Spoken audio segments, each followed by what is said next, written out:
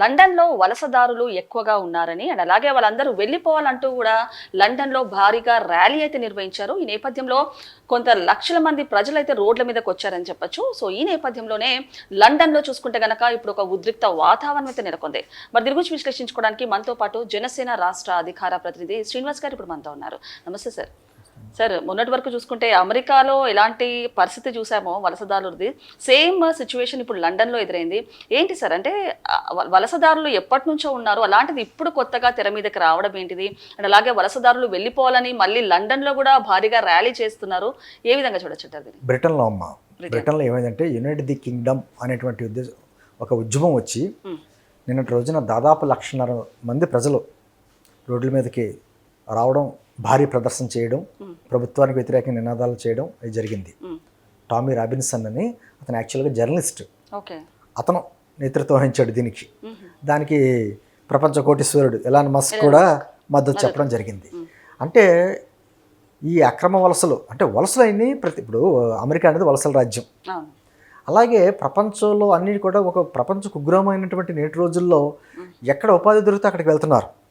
వలసలు తప్పు కాదు, కానీ అక్రమ వలసలు ఉంటాయి. పాస్పోర్ట్స్ లేకుండా లేక దొంగ మార్గాల్లోని వచ్చేటువంటి వలసలతోటి వాటితోటి ఇంకా అన్ని దేశాలకి ఇబ్బంది ఉంది. ఇది ప్రపంచ సమస్య అయింది. ఇప్పుడు భారతదేశం కూడా అదే కదా, మనకి బంగ్లాదేశ్ బోర్డర్లోంచి అక్కడి నుంచి రావడం, తర్వాత ఇక్కడికి వచ్చేసి ఇక్కడ సెటిల్ అయిపోయి ఇక్కడేమో ఆధార్ కార్డులు, ఓటర్ కార్డులు అన్నీ కూడా సంపాదించేయడం, ఇక్కడ స్థిర నివాసం ఏర్పరచుకోవడం, ఇక్కడే పిల్లలను కానీ ఇక్కడే కుటుంబాలన్నీ చేయడంతో వాళ్ళేమో స్థానికంగా ఉన్నటువంటి ప్రజలకే ఇబ్బంది కలుగుతూ ఉంటుంది. ఇప్పుడు మణిపూర్లో తెగల మధ్యన యుద్ధం జరిగినా కూడా కొన్ని ఇష్యూలో ఇది కూడా వలసలది కూడా సమస్య. ఇప్పుడు వెస్ట్ బెంగాల్లో కూడా అదే సమస్య. బంగ్లాదేశ్ నుంచి వచ్చేసేటువంటి వాళ్ళందరికీ వచ్చి అక్కడ డామినేషన్ అయిపోతుంది అక్కడ. ఇది అలాగే ఇప్పుడు అమెరికాలో కూడా ట్రంప్ అదే మాట్లాడడం, అక్రమ వలసదారులను ఇమీడియట్గా మన దేశం నుంచి పంపించేయాలని చెప్పేసినటువంటి విధానం మాట్లాడారు. అదే సమస్య. అంటే ఆ వచ్చినటువంటి అక్రమ వలసదారుల వలన ఇక్కడ స్థానికంగా ఉన్నటువంటి వారికి ఉపాధి అవకాశాలు తగ్గిపోతున్నాయి, పోటీ పెరిగిపోతుంది.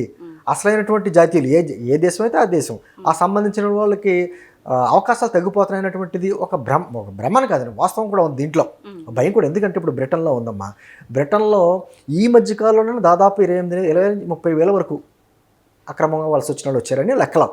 అదే ఇంకా పడవలు మేయించి ఆ బార్డర్లోని కొంతమంది శరణార్థులుగా వస్తారు, ప్రభుత్వాన్ని కోరుకుని ప్రభుత్వ రిక్వెస్ట్ ప్రకారం వస్తారు. అలా కావచ్చు, లేకపోతే అక్రమంగా వచ్చిన వాళ్ళు కావచ్చు. ఏ మధ్యకాలంలోనే ఈ రోజు దాదాపు 8-10 లక్షల మంది బ్రిటన్లో అక్రమ వలసదారులు ఉన్నారని ఒక లెక్కలో.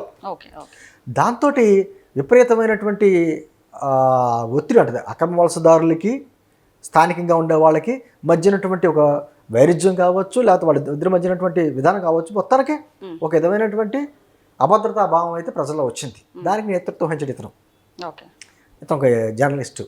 దానికి ఎలాన్ మస్క్ కూడా చెప్పాడు. ఎలాన్ మస్క్ కూడా అన్నాడు, నేను బ్రిటన్ పౌరుడిగా చెప్పేది ఏంటంటే వీటి వల్ల చాలా ప్రమాదం, యుద్ధం మనం కోరుకోకపోయినా విధ్వంసం మన మీదకి వస్తుంది, అప్పుడు మనకి ఉండే రెండు అవకాశాలు, పోరాడు లేదా చనిపో అనేటువంటి స్టేట్మెంట్ ఇచ్చాడు ఆయన.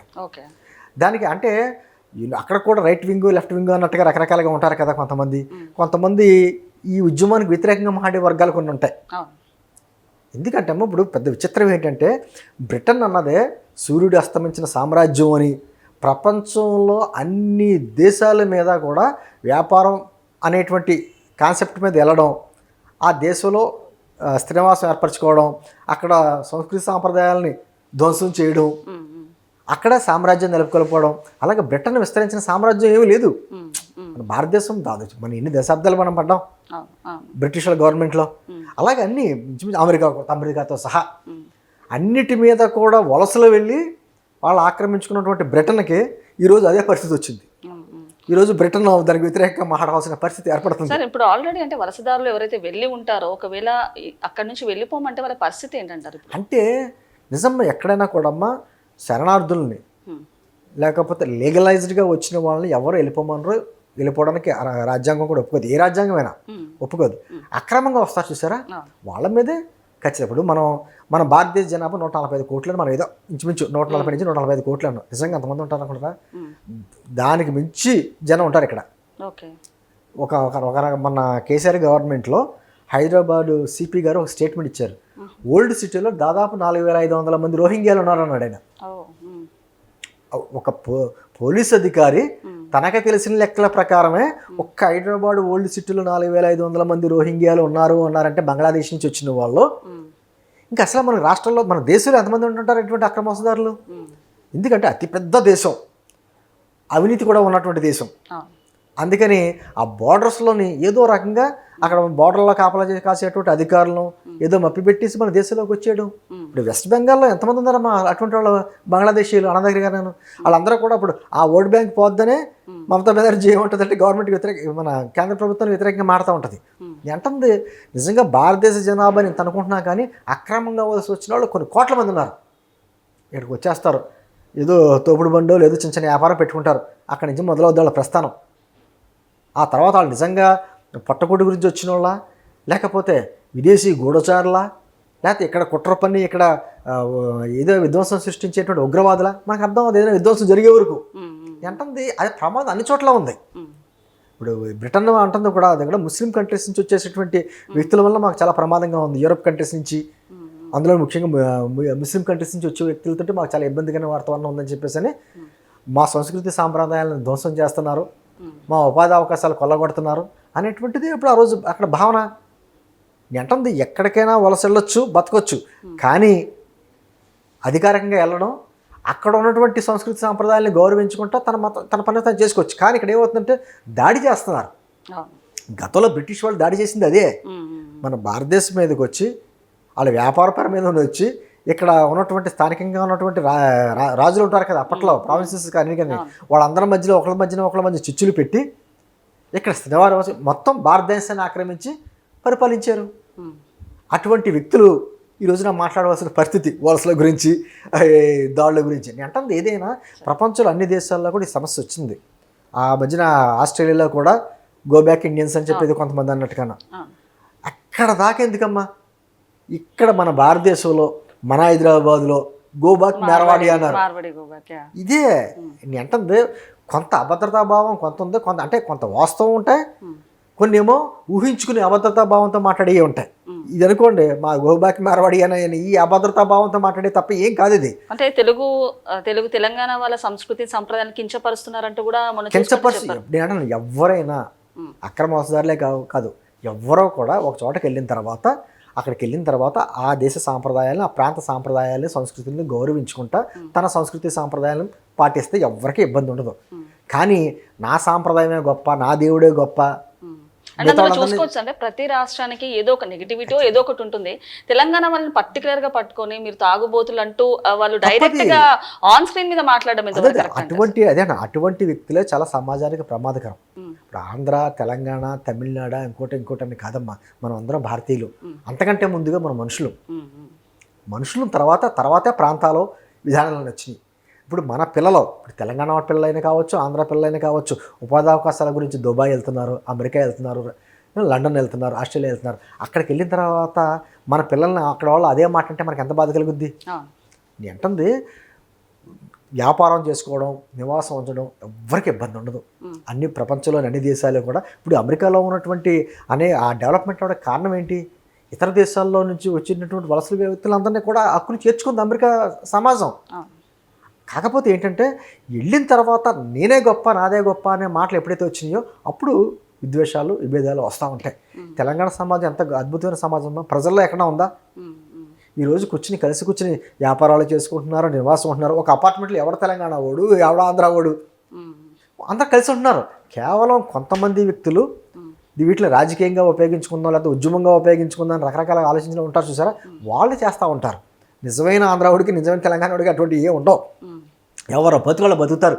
నాకు ఇక్కడ తెలంగాణ వాళ్ళు కొంతమంది మిత్రులు, అద్భుతమైన మిత్రులు ఉన్నారు ఎప్పటి నుంచో. వాళ్ళందరూ అంటారు ఆంధ్రా నుంచే కాదు, తమిళనాడు ఎక్కడి నుంచో ఎంతోమంది హైదరాబాద్ రావడం వలన మా భూములు విలువలు పెరిగినాయి, మా హౌస్ రెంట్లు కానీ ఉపాధి అవకాశాలు పెరిగినాయి, ఎన్నో కంపెనీలు వస్తున్నాయి ఇక్కడికే, ఇది మినీ ఇండియా అని గౌరవంగా చెప్పుకుంటారు.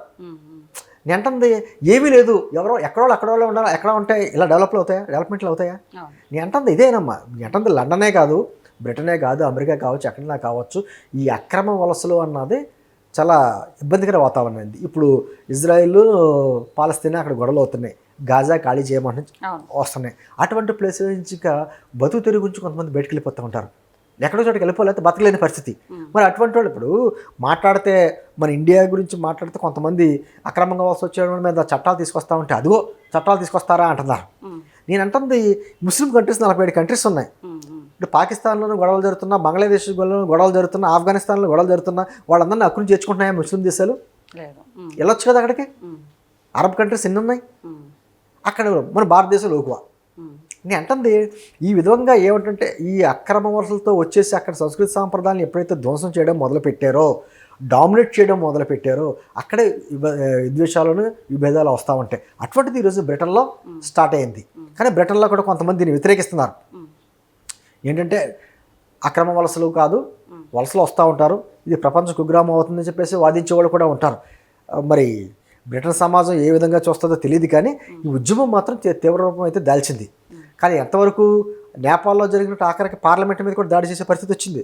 పోలీసులు అయితే ఆఫ్ చేశారు, చాలామంది పోలీసులు కూడా గాయాలైనాయి. నేను అంటుంది ఎక్కడైనా సరే ప్రజాస్వామ్యబద్ధంగా పోరాటాలు చేయాలి తప్ప విధ్వంసాల వైపుకి వెళ్తే మాత్రం ఆ సమాజం విచ్ఛిన్నం అయిపోతుంది. అది ఇప్పుడు నేపాల్లో చూస్తున్నాం, మన శ్రీలంకలో చూసాం, బంగ్లాదేశ్లో చూసాం. అటువంటి పరిస్థితులు రాకుండా నిజంగా అక్రమ వలసదారుడు మనకి ఎన్ఆర్సీ బిల్లు, సిఏఏ ఎందుకు పెడుతున్నారు? నిజమైన భారతీయులకి ఆ ఫలాలు అందుతులేదు. అక్రమంగా వచ్చిన వాళ్ళు దోపిడీ ఎక్కువైపోయిందనే విషయమే కదా. నేను అంటుంది అటువంటిది ఒక చట్టబద్ధంగా, రాజ్యాంగబద్ధంగా, ప్రజాస్వామ్యబద్ధంగా పోరాటాలు ఉండాలి. ఆ విధంగా చేయాలి తప్ప ఖచ్చితంగా అక్రమ వలసలు ఉన్నది ప్రపంచానికే పెద్ద సమస్యగా మారింది. అంటే ఈ పోరాటం ఎంతవరకు వెళ్తుందో తెలియదు. నిన్న ఒక్క రోజులే 1,50,000 మంది వచ్చారంటే మామూలు మాట కాదు. అది ఆ ఒక్క దేశంలో జరిగింది మళ్ళీ ఇంకో దేశంలో పాకుతాయి ఇటువంటి అన్నీ. ఇదిగో మా దేశంలో ఇలా మా దేశంలో కూడా ఇలాగే జరుగుతున్నాయని ఎవడో ఒకటి నేతృత్వం వహిస్తాడో మళ్ళీ ఇష్యూ అక్కడ రైజ్ అవుతుంది. ఏదేమైనా ప్రపంచం మాత్రం మొత్తానికి ఒక అభద్రతా భావంలో ఉంది. ఇది పెద్ద సమస్యగా ఉంది. దీనికి ఆయా దేశాల్లో ఉన్నటువంటి రాజకీయ నాయకులు కావచ్చు, ప్రజా సంఘాలు కావచ్చు, లేకపోతే మీడియా వాళ్ళు కావచ్చు, ఎవరైనా కావచ్చు, ఒక ప్రజాస్వామ్యబద్ధంగా కూర్చుని దానికి పరిష్కారం ఆర్చుకొని లేకపోతే ఒక పరిస్థితులు చేదాటిపోతే నేపాల్ లాంటి దుర్ఘటనలు కూడా జరిగేట అవకాశం ఉంది. కాబట్టి ఎక్కడికెక్కడ అందరూ కూడా ప్రజాస్వామ్యయుతంగా శాంతియుతంలో ఆలోచించుకుని పరిష్కారం కనుక్కోవాలి. ఓకే సార్, నమస్తే.